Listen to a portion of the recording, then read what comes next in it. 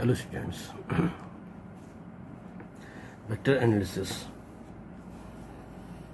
में हमने last class में या लास्ट वीडियो में हमने रिप्रेजेंटेशन ऑफ वेक्टर पे बात किया था कि एक वेक्टर को किस तरह से रिप्रेजेंट किया जाएगा। वेक्टर के रिगार्डिंग कुछ बेसिक टर्मिनोलॉजी है, बेसिक डेफिनेशंस हैं जिन्हें आपको समझना है। ठीक है, बार बार ये टर्मिनोलॉजी यूज़ की जाएगी तो आपको उसको समझने में प्रॉब्लम ना हो, इसलिए इसको मैं यहाँ पे डिस्कस कर देता हूँ। तो फर्स्ट डेफिनेशन जो आपको समझनी है वो है इक्वल वेक्टर्स।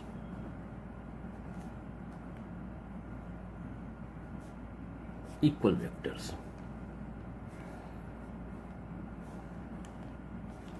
इक्वल वेक्टर्स के बारे में क्या क्या ध्यान रखना है। मैग्नीट्यूड इक्वल,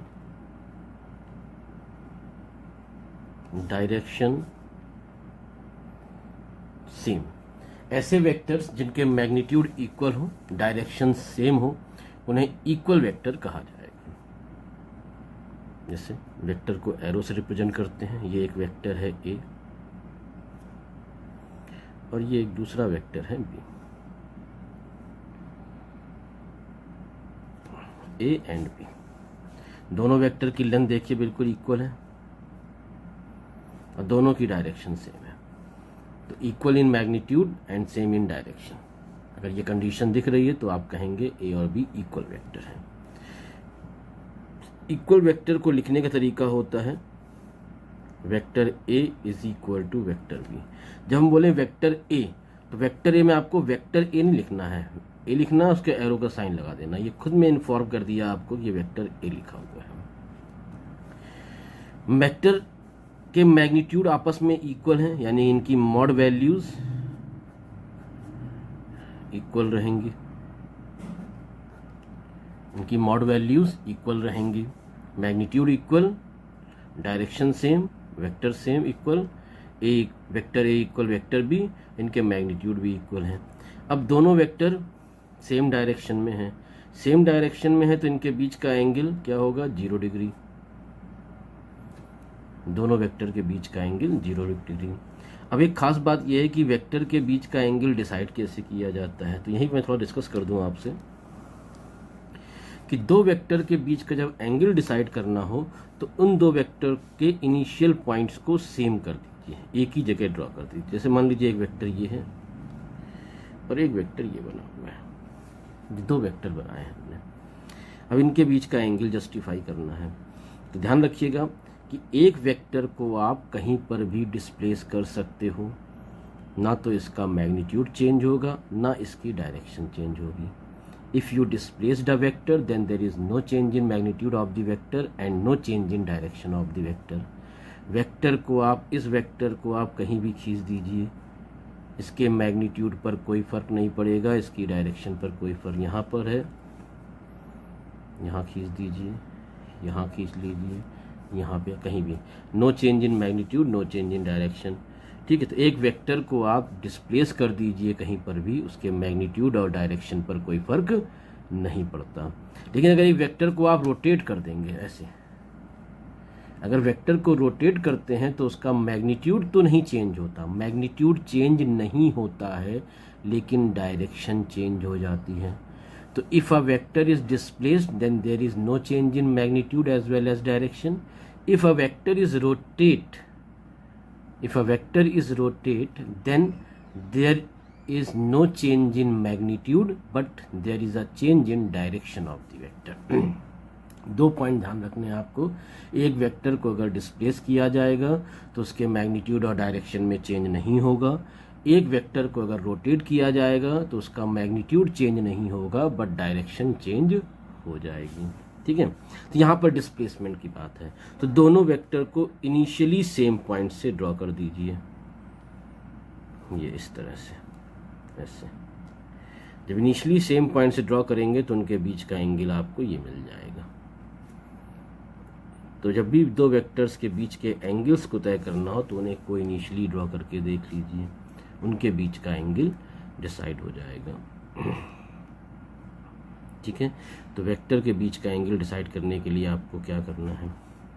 अब यहाँ पर A and B equal vector हैं। अगर इनको कोई इनिशियली ड्रॉ करोगे, देखिए यहाँ पर वेक्टर ए, ये वेक्टर बी, दोनों वेक्टर के बीच में 0 डिग्री का एंगल प्रेजेंट है, because both the vectors follow a single line.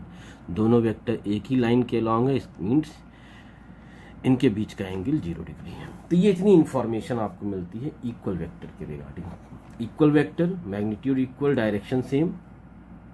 अगर इन्हें ड्रॉ करना है तो आप इस तरह से ड्रॉ कर सकते हैं। लेंथ इक्वल रखिए एरो की, डायरेक्शन सेम रखिए। लिखने का तरीका होता है इक्वल वेक्टर को A, vector A equal vector B, इनके मैग्नीट्यूड भी इक्वल होंगे और इनके बीच का एंगल 0 डिग्री। ये इन्फॉर्मेशंस आपको ध्यान में रखनी है। दूसरा आता है अपोजिट और निगेटिव वेक्टर। अपोजिट या फिर निगेटिव वेक्टर किसे कहा जाता है?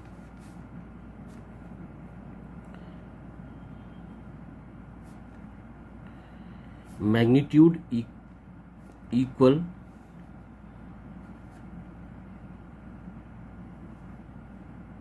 Direction opposite.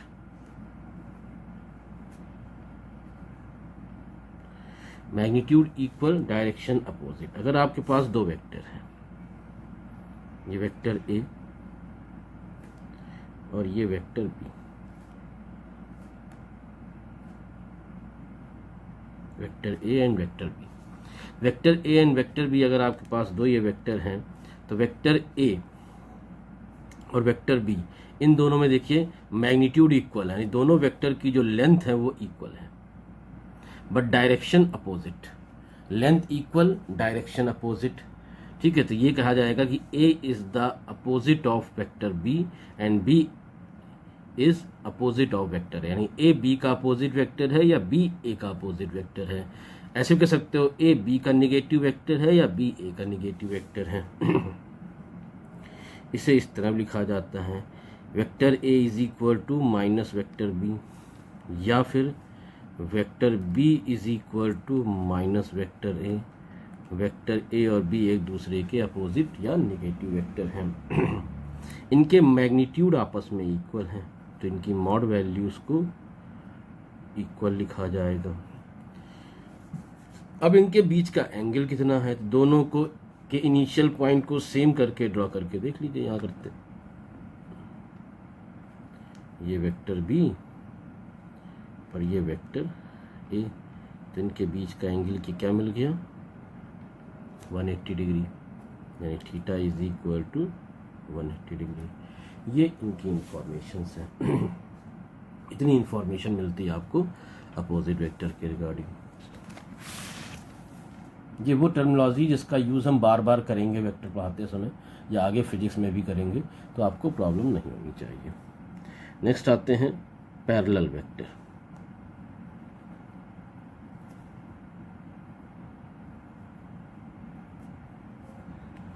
पैरेलल वेक्टर्स,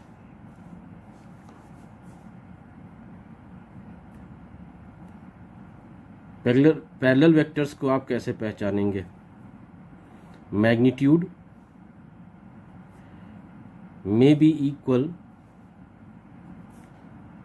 और मे नॉट बी।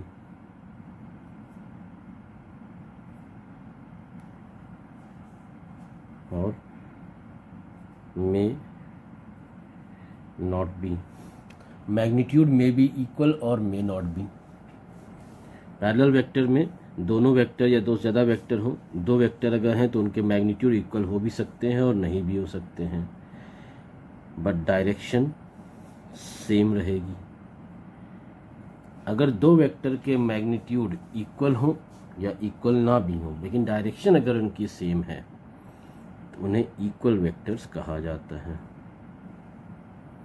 जैसे ये दो वेक्टर, ये ए वेक्टर, ये vector B, vector A and vector B, देखिए डायरेक्शन दोनों की सेम है, लेकिन मैग्नीट्यूड इनके अलग अलग हैं, तो ये पैरेलल कहे जाएंगे। अगर मैग्नीट्यूड इक्वल भी होते तो भी इनको पैरेलल वेक्टर कहा जा सकता है। मैग्नीट्यूड इक्वल होते तो इन्हें इक्वल वेक्टर भी कह सकते थे, यानी इक्वल वेक्टर को आप पैरेलल वेक्टर भी कह सकते हो। इक्वल वेक्टर को आप पैरेलल वेक्टर भी कह सकते हो, but all parallel vectors are not equal vector. सारे पैरेलल वेक्टर, किसी भी पैरेलल वेक्टर को आप किन्हीं दो पैरेलल वेक्टर को आप इक्वल वेक्टर नहीं कह सकते जब तक उनके मैग्नीट्यूड इक्वल ना हो। और कोई इन्फॉर्मेशन नहीं आती, इसको लिखने के लिए तरीका इस्तेमाल कर लिया जाता है। इस तरह से लिख देते हैं कि ए और बी एक दूसरे के पैरेलल है, ठीक है, यानी इनके बीच का जो एंगल है थीटा इज इक्वल टू वो 0 डिग्री है। बस ये एंगल की इन्फॉर्मेशन मिलती है, बाकी मैग्नीट्यूड की यहाँ पर कोई इन्फॉर्मेशन नहीं मिल सकती आपको। Fourth, anti parallel vector.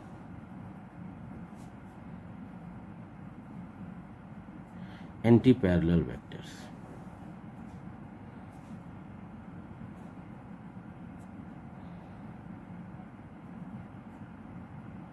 Magnitude के बारे में क्या इन्फॉर्मेशन है? मे बी इक्वल और may not be. Magnitude equal हो भी सकता है, नहीं भी हो सकता है। डायरेक्शन के बारे में क्या इन्फॉर्मेशन मिलनी चाहिए? डायरेक्शन अपोजिट होनी चाहिए। अगर डायरेक्शन, दो वेक्टर की डायरेक्शन अपोजिट है लेकिन उनके मैग्नीट्यूड इक्वल नहीं है तो वो एंटी पैरेलल कहे जाएंगे। इक्वल हैं तो भी एंटी पैरेलल कहे जाएंगे। ए वेक्टर, ये बी वेक्टर। देखिए दोनों वेक्टर में क्या डिफरेंस है?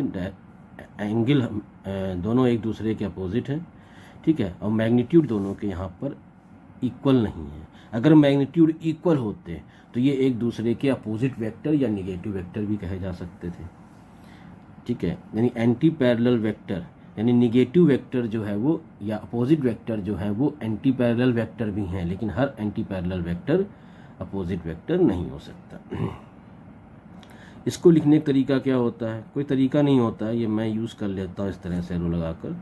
सिर्फ एंगल की इन्फॉर्मेशन मिलती है कि दोनों वेक्टर एक दूसरे के अपोजिट है। अपोजिट है तो एंगल क्या आ जाएगा? 180 डिग्री। तो टू वेक्टर्स के बीच का एंगल 180 डिग्री। ये टर्मिनोलॉजीज हैं, बार बार यूज़ होंगी, कुछ और भी आएंगी जो टाइम बताते रहेंगे आपको जैसे जैसे आगे टॉपिक्स बढ़ेंगे, ठीक है। वेक्टर में जितना हम यूज़ करेंगे उस पर हम डिस्कस फिलहाल कर देते हैं। होता है को इनिशियल वेक्टर्स। को इनिशियल वेक्टर्स बार बार बोलेंगे, आपको समझ में नहीं आएगा, तो पहले से इनको एक्सप्लेन करके चलते हैं। को initial vectors,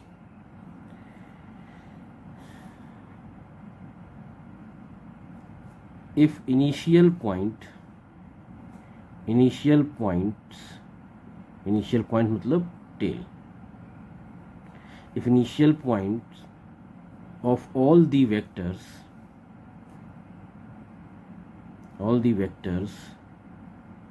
are same,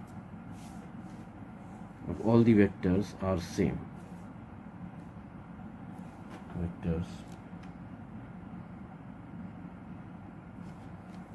are same, then the vectors are called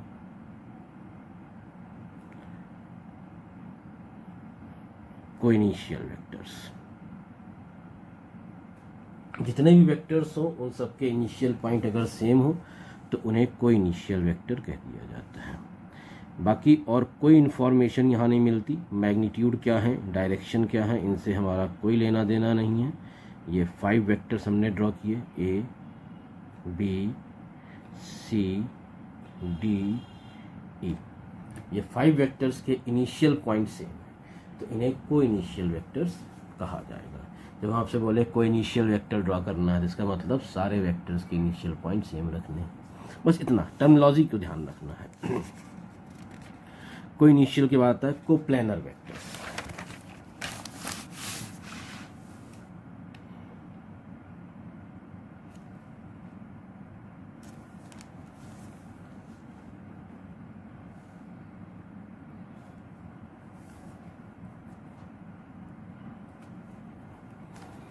को planar vector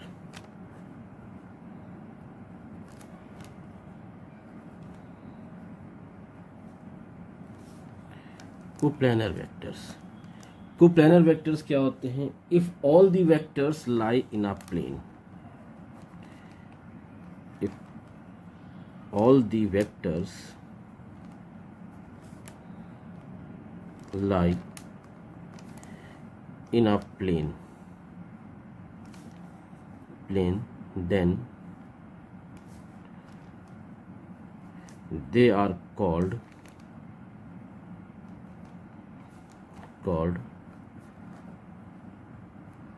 coplanar vectors. They are called coplanar vectors. अब coplanar vectors, जितने भी वेक्टर आपके पास हो वो सब एक प्लेन में लाई करें। अब प्लेन क्या चीज़ होती है? एक्चुअल में स्पेस जो हमारे पास है, स्पेस जो है उसको हम 3 म्यूचुअल परपेंडिकुलर लाइन से रिप्रेजेंट करते हैं। ठीक है, जैसे x axis, y axis and z axis. एक स्पेस को अगर हमें रिप्रेजेंट करना हो, ठीक है, तो हम इसे 3 म्यूचुअल परपेंडिकुलर लाइन से रिप्रेजेंट करते हैं। 3 म्यूचुअल परपेंडिकुलर लाइंस यानी 3 म्यूचुअल परपेंडिकुलर डायरेक्शंस। ठीक है, 3 म्यूचुअल परपेंडिकुलर लाइन से रिप्रेजेंट करते हैं इस तरह से। ये एक एक्स एक्सिस, ये वाई एक्सिस और एक ये जेड एक्सिस। ठीक है, ऐसे इस तरह से बना सकते हैं। ठीक है, जो प्लेन के परपेंडिकुलर हो, तो प्लेन में 2 लाइन खींची और एक उसके परपेंडिकुलर। 3 एक्सिस से हम रिप्रेजेंट करते हैं स्पेस को। इसमें से अगर एक एक्सिस को 0 कर दिया जाए तो बचेंगी 2।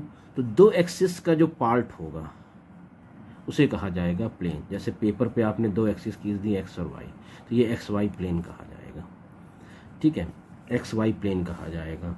ठीक है, और अगर तीसरी खींच दी तो ये एक्स वाई जेड स्पेस कहा जाएगा। तो स्पेस को हम रिप्रेजेंट करते हैं 3 म्यूचुअल परपेंडिकुलर लाइन से, और प्लेन को रिप्रेजेंट करते हैं 2 म्यूचुअल परपेंडिकुलर लाइन से।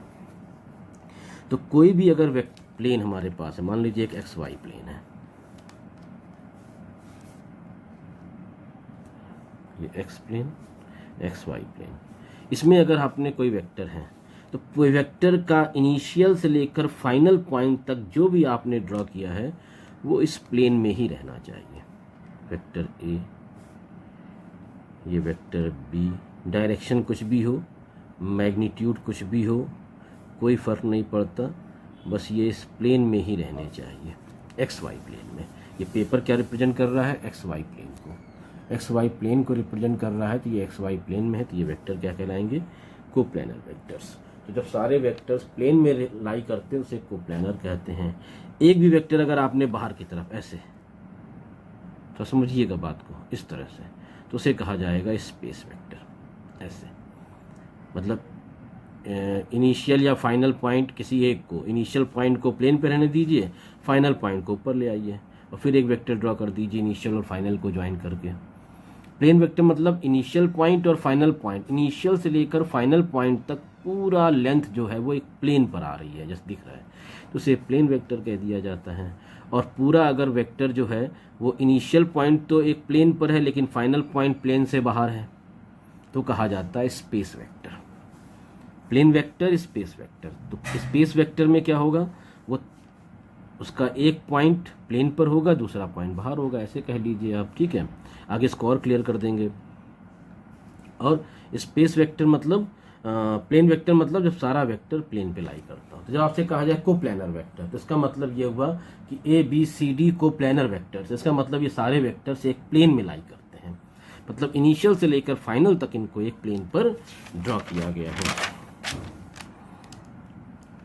ठीक है, ये है। बाकी हम आगे और क्लियर करते रहेंगे, अभी थोड़ा समझते चलिए धीरे धीरे, अभी शुरुआत है वेक्टर की, आगे और क्लियर करेंगे। और इसके बारे में कोई इन्फॉर्मेशन हमको नहीं मिलती, और कोई भी इन्फॉर्मेशन हमको इसके बारे में नहीं मिलती है।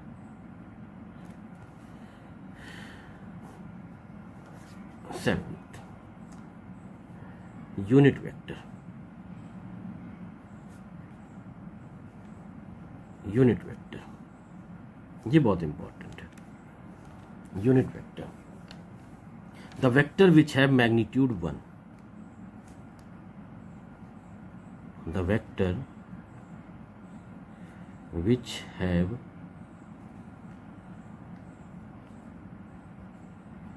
magnitude 1 is called unit vector. Unit vector. जिस वेक्टर का मैग्नीट्यूड 1 होता है उसे यूनिट वेक्टर कहा जाता है। इसको एक तरीके से और डिफाइन कर सकते हैं। If a vector is divided by its magnitude, if a vector is divided by its magnitude, then this gives unit vector. अगर एक वेक्टर को उसके मैग्नीट्यूड से डिवाइड कर दिया जाए तो आपको यूनिट वेक्टर मिल जाएगा। जैसे मान लीजिए ए इज अ वेक्टर, ए क्या है, एक वेक्टर है, इसको इसी के मैग्नीट्यूड से डिवाइड कर दिया ऐसे मॉड वैल्यू, तो जो रिजल्ट मिलेगा हमारे पास वो यूनिट वेक्टर होगा। ठीक है, यूनिट वेक्टर को हम इस तरह से रिप्रेजेंट करते हैं। ऊपर ये सिंबल लगा दिया जाता है, इस सिंबल को जनरली कैप बोलते हैं, तो लोग ए कैप बोल देते हैं। ए कैप मतलब यूनिट वेक्टर ए। ठीक है, ये यूनिट वेक्टर है, ये वेक्टर है और ये मैग्नीट्यूड ऑफ द वेक्टर है। थोड़ा ध्यान दीजिएगा, वेक्टर क्या है, magnitude as well as direction both. ये मैग्नीट्यूड और डायरेक्शन दोनों को पजेस करता है। मान लो वेलोसिटी वेक्टर है 20 metre per second towards north, 20 metre per second towards north, ये उसका मैग्नीट्यूड क्या है 20 मीटर पर सेकेंड, तो 20 मीटर पर सेकेंड से डिवाइड कर दिया, बचा क्या 1 और साथ में डायरेक्शन, तो ये बचेगा आपके पास 1 नॉर्थ। ध्यान दीजिएगा 20 metre per second towards north, इसमें हमने 20 मीटर पर सेकेंड से डिवाइड किया तो क्या बचा 1 और साथ में नॉर्थ, डायरेक्शन बच रही है। तो आप कह सकते हैं unit vector represent the direction, unit vector represents direction, unit vector direction को रिप्रेजेंट करता है, यूनिट वेक्टर रिप्रेजेंट्स डायरेक्शन। ठीक है, इसके तरीके से और लिख सकते हैं, क्रॉस मल्टीपल कर दीजिए, A is equal to mod value of A into unit vector A, लिख सकते हैं क्रॉस मल्टीपल करके। यानी a vector can be written as the product of its magnitude and unit vector. ठीक है, यानी एक वेक्टर को उसके प्रोडक्ट, उसके मैग्नीट्यूड और यूनिट वेक्टर की प्रोडक्ट की फॉर्म में लिखा जा सकता है। तो ये बात नोट करके आप ध्यान रखिएगा, a vector can be written, a vector can be written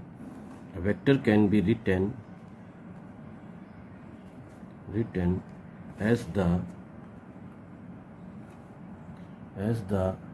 product of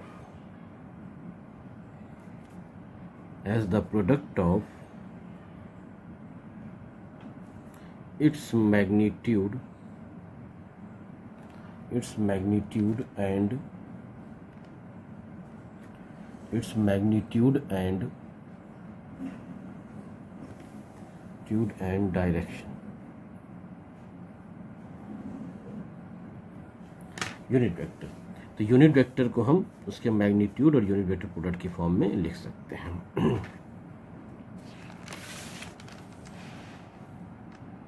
तो ये 3 मेन डायरेक्शंस, स्पेस को रिप्रेजेंट करने के लिए 3 मेन डायरेक्शंस, जैसे unit vector X Y and Z. आप जानते हैं 3 मेन डायरेक्शंस होती हैं स्पेस को रिप्रेजेंट करने के लिए, इस तरह से शो किया जाता है। ये एक्स एक्सिस, ये वाई एक्सिस और ये Z axis. Z axis paper पे नहीं है, जेड एक्सिस इस तरह से परपेंडिकुलर होती है। ठीक है, यहाँ पे शो किया जाता है। तो ये X Y and Z directions हैं किसी स्पेस को रिप्रेजेंट करने के लिए। ठीक है, तो एक्स एक्सिस के लॉन्ग यूनिट वेक्टर डिसाइडेड है, इसे आई से रिप्रेजेंट किया जाता है। वाई एक्सिस के लॉन्ग वेक्टर डिसाइडेड है, इसे जे से रिप्रेजेंट किया जाता है। और जेड एक्सिस के अलॉन्ग यूनिट वेक्टर डिसाइडेड है, इसे के से रिप्रेजेंट किया जाता है, आई जे के। ठीक है, तो मान लीजिए कोई वेक्टर आपके पास लिखा हुआ है A vector, A is equal to 3i। अब ये क्या इन्फॉर्म कर रहा है आपको? तो ये इन्फॉर्म कर रहा है कि एक वेक्टर ए है जो एक्स एक्सिस के अलॉन्ग है।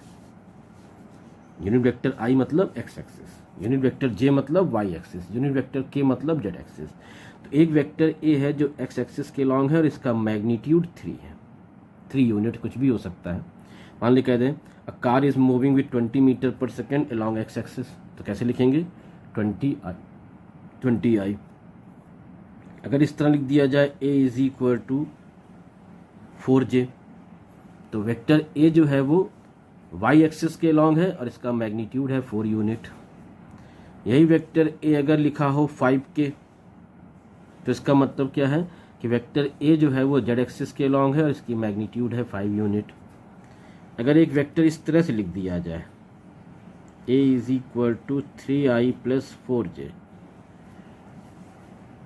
ए is equal to 3i plus 4j, यही लिखते हैं, दिखाई नहीं पड़ेगा उधर। A is equal to 3i plus 4j अगर इस तरह से लिख दिया जाए तो इसका मतलब ये हुआ कि एक वेक्टर जो है वो एक्स वाई प्लेन में है। यूनिट वेक्टर एक्स एक्सिस के लॉन्ग, यूनिट वाई एक्सिस के लॉन्ग, तो ये प्लेन वेक्टर को रिप्रेजेंट करता है। ये बताएगा vector A X Y plane में है, एक्स एक्सिस के लॉन्ग इसका मैग्नीट्यूड 3 यूनिट है और वाई एक्सिस के लॉन्ग इसका मैग्नीट्यूड 4 यूनिट है। ये एक्स वाई प्लेन बनाया जाएगा, ना तो ये एक्स एक्सिस के लॉन्ग है ना ये वाई एक्सिस के लॉन्ग है, ये एक्स वाई प्लेन में है, ये प्लेन वेक्टर है। अगर लिखा हो वेक्टर ए जो है वो 4j प्लस 5k है, तो ये भी एक प्लेन वेक्टर है। Vector A is a plane vector, its lie in Y and Z plane. ये वाई जेड प्लेन में लाई करेगा, वाई एंड जेड इस जगह पे ये लाई करेगा। वाई एक्सिस के लॉन्ग इसका मैग्नीट्यूड 4 यूनिट है और जेड एक्सिस के लॉन्ग इसका मैग्नीट्यूड 5 यूनिट है। इसी तरह से वेक्टर ए अगर लिखा हो 3i प्लस 5k, तो ये वेक्टर जो है वो एक्स जेड प्लेन में है, यहाँ पे है, ये एक्स जेड प्लेन में है।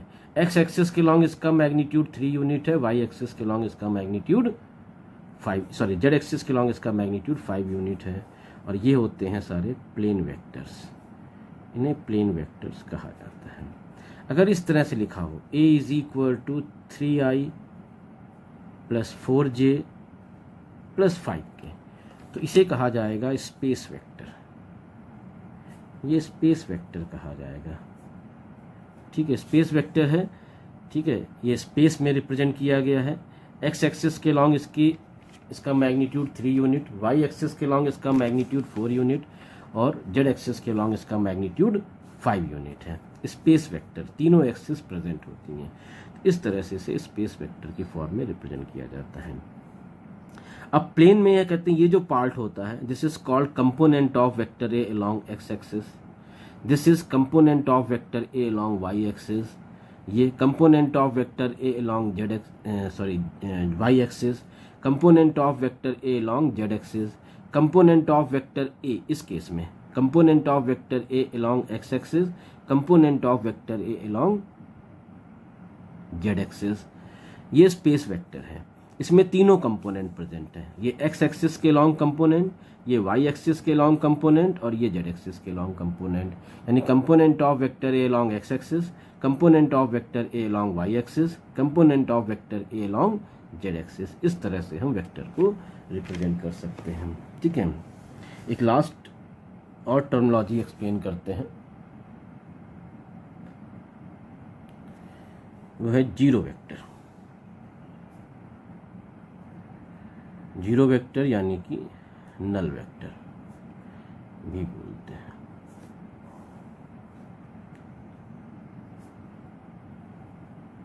The vector which have magnitude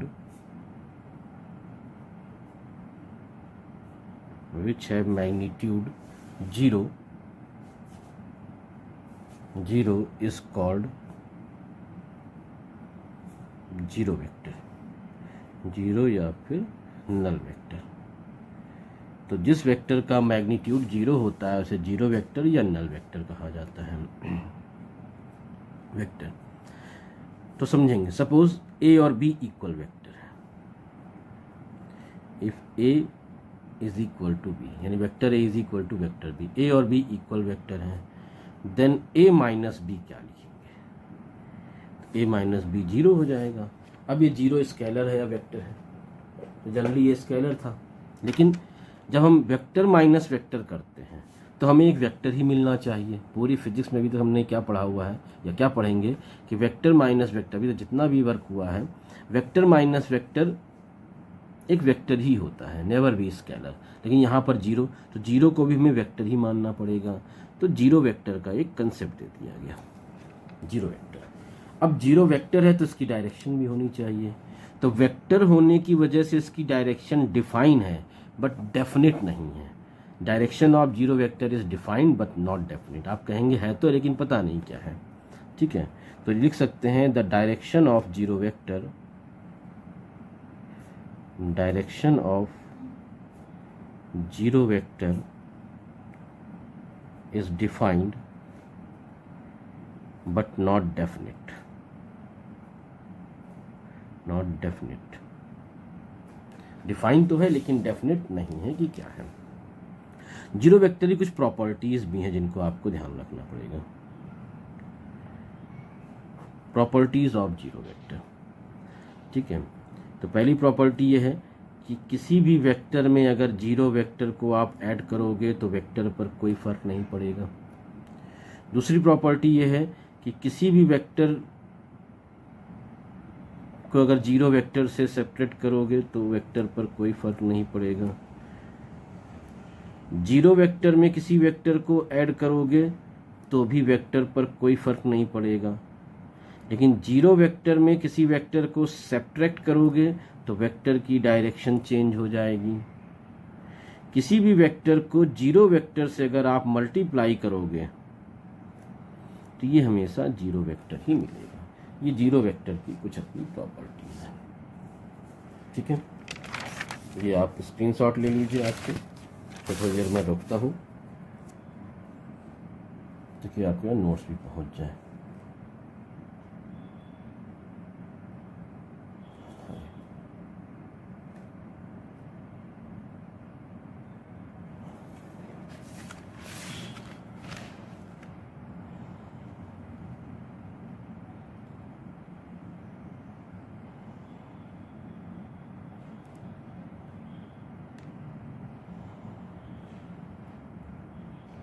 last में टेल लिखा हुआ है, ऐसी कोई ज़रूरत नहीं है, आप समझ जाएंगे क्या है, ठीक है।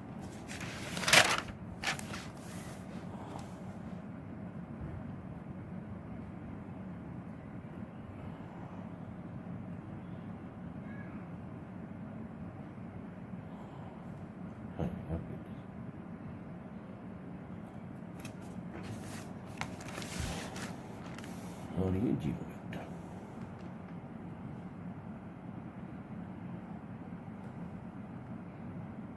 ठीक है। आज की क्लास हम इसको यहीं रखेंगे।